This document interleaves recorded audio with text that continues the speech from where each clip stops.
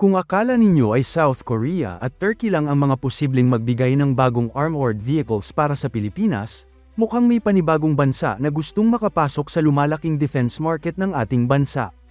At ang nakakagulat dito, hindi ito mula sa Europa o Amerika. Thailand mismo ang posibleng magbigay ng mga bagong armored personnel carrier para sa Philippine Navy. Pero paano nga ba nakapasok ang Thailand sa usapan? At bakit mukhang seryosong contender ang kanilang mga sasakyan? Alamin natin.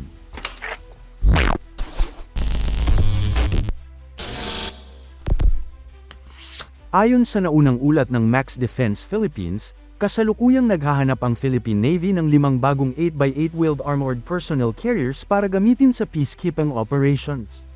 May inilabas na basic specifications para sa proyekto, kaya marami ang agad na nagbigay ng kani-kanilang hula kung anong modelo ang maaaring piliin ng Philippine Navy. Kabilang sa mga unang pinaghinalaang contenders ay ang Hyundai K808 White Tiger ng South Korea, ang Taycan ng Hanwha, pati na rin ang Arma ng Otokar at ang Pars family ng FNSS mula sa Turkey. Sa unang tingin, tila ito na ang mga pangunahing pagpipilian. Pero matapos magsagawa ng mas malalim na pagsusuri hinggil sa specifications, budget at maging sa mga nangyayari sa likod ng proyekto, may panibagong impormasyon na lumabas. At dito na pumasok ang Thailand. Naniniwala ngayon ang Max Defense na ang mga specifications ng proyekto ay mas tumutugma sa dalawang armored vehicles na parehong gawa sa Thailand. Ito ay ang Chai-Seri Armored Wheeled Amphibious Vehicle o mas kilala bilang AWAV, at ang Panis R600. Sa madaling salita, hindi pala South Korea o Turkey ang posibleng may pinakamalakas na laban sa ngayon. Thailand pala, parehong hindi bagong pangalan ang dalawang sasakyang ito sa Royal Thai Marine Corps. Sa katunayan, nagkaroon pa ng kompetisyon sa pagitan ng AWAV at ng Panis R600 para sa Amphibious Assault Vehicle requirement ng Royal Thai Marines. At sa huli, ang Chai-Seri AWAV ang siyang nanalo. Ibig sabihin, mayroon na itong aktwal na customer at ginagamit na sa serbisyo. Mahalagang punto ito dahil sa larangan ng military procurement, napakahalaga ng tinatawag na proven platform. Mas mataas ang kumpiyansa ng isang bansa na bumili ng kagamitan kung mayroon na itong existing users at napatunayan na ang kakayahan nito. Samantala, ang Panis R600 ay nakakuha rin ng maliit na bilang ng orders mula sa Royal Thai Marine Corps ngunit para lamang sa evaluation purposes. Bagamat bago pa lamang ang platform na ito, patuloy naman itong ino-offer ng Panis sa iba't ibang bansa. Isa pa sa mga nakakainteres na detalye ay ang katotohanang dati nang iniaalok ang Panis R600 sa Philippine Marine Corps at maging sa Philippine National Police. Ang lokal na kumpanyang Impenetre Defense ang siyang tumutulong sa pag-market ng sasakyan sa Pilipinas. Ibig sabihin, matagal nang may interes ang Thailand na makapasok sa defense market ng ating bansa. At ngayon, mukhang nagkakaroon na sila ng pagkakataon. Kung titingnan ang technical requirements ng proyekto, parehong kayang tugunan ng AWAV at Panis R600 ang mga hinihingi ng Philippine Navy.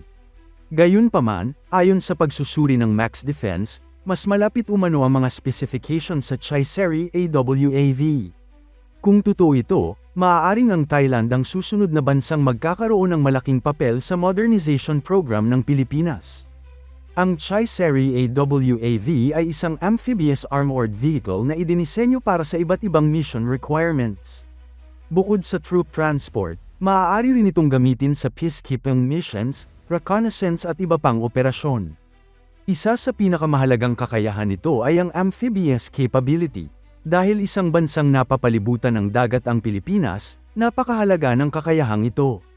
Sa panahon ng kalamidad o military operations, malaking bentahe ang pagkakaroon ng sasakyang kayang mag-operate sa lupa at sa tubig. Hindi rin lihim na isa sa mga pangunahing prioridad ng Armed Forces of the Philippines ay ang pagpapalakas ng mobility at survivability ng kanilang mga puwersa. Kaya naman mahalagang magkaroon ng modernong armored vehicles na makakatulong sa mabilis na deployment ng mga sundalo.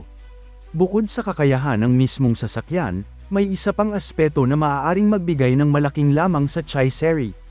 At ito ay ang kanilang aktibong pagnanais na makipagtulungan sa Pilipinas. Matagal nang ipinapakita ng Chai-Seri ang kanilang interes na magkaroon ng local partnership sa bansa. Handa rin umano silang magbigay ng technology transfer bilang suporta sa Self-Reliant Defense Posture o SRDP program ng Pilipinas. Ito marahil ang isa sa pinakamahalagang bahagi ng usapin. Sa halip na simpleng bumili lamang ng mga kagamitan mula sa ibang bansa, nais ng Pilipinas na unti-unting magkaroon ng sariling kakayahan sa paggawa, maintenance at pagdevelop ng defense equipment. Sa pamamagitan ng technology transfer, maaaring matuto ang mga lokal na kumpanya at engineers ng mga advanced manufacturing techniques. Sa hinaharap, posible itong magbukas ng pinto para sa lokal na produksyon ng mga armored vehicles. Kung mangyayari ito, hindi lamang modernisasyon ng militar ang makikinabang. Maaari rin itong magbigay ng trabaho, dagdag na investments at mas malawak na kaalaman para sa defense industry ng Pilipinas. Samantala, mayroon ding isa pang sasakyan na sinasabing malapit sa mga requirements ng proyekto. Ito ay ang Patria AMV mula sa Finland. Ang Patria AMV ay isa sa pinakakilalang 8x8 armored vehicle sa buong mundo at ginagamit ng iba't ibang bansa. Subalit may isang malaking problema: presyo. Ayon sa pagsusuri, mukhang masyadong mataas ang halaga ng Patria AMV kumpara sa inilaan na budget ng proyekto. Tinatayang nasa humigit kumulang 100 million pesos lamang kada unit ang budget na inilaan para sa acquisition. Dahil dito, maaaring mahirapan ang Patria na makapasok sa kompetisyon maliban na lamang kung mayroong espesyal na alok o package na ibibigay. Sa ngayon, wala pang opisyal na kumpirmasyon kung alin talaga ang magiging mapipiling armored vehicle ng Philippine Navy. Patuloy pa rin ang proseso at posibleng magkaroon pa ng iba pang contenders. Ngunit base sa pagsusuri ng Max Defense, mukhang malaki ang posibilidad na Thailand ang isa sa may pinakamalakas na laban. Kung sakaling mapili ang Chai Serie AWAV, magiging isa itong mahalagang milestone hindi lamang para sa Thailand kundi pati na rin para sa Pilipinas. Ipinapakita nito na lumalawak na ang network ng defense partners ng ating bansa. Hindi na lamang tayo nakadepende sa iisang supplier. Sa halip, mas marami ng bansang handang tumulong at makipagtulungan sa modernisasyon ng Armed Forces of the Philippines. At sa panahon ngayon kung saan patuloy na nagbabago ang security environment sa Indo-Pacific, mahalagang magkaroon ng iba't ibang mapagkukunan ng kagamitan at teknolohiya. Sa huli, ang tunay na mahalaga ay hindi lamang kung aling bansa ang mananalo sa kontrata.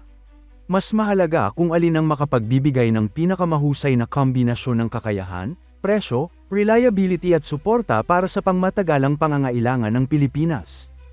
At kung tama ang pagsusuri ng Max Defense, mukhang isang bagong pangalan mula sa Southeast Asia ang maaaring magdala ng susunod na armored vehicles ng Philippine Navy.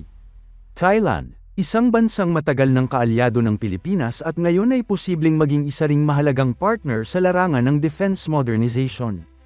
Ano sa tingin ninyo? Mas magandang piliin ba ng Philippine Navy ang Chai Serie AWAV ng Thailand? O mas gusto ninyo ang mga armored vehicles mula South Korea, Turkey o iba pang bansa? Ibahagi ang inyong opinyon sa comment section at huwag kalimutang mag-like, mag-subscribe at pindutin ang notification bell para sa mas marami pang updates tungkol sa modernisasyon ng Armed Forces of the Philippines.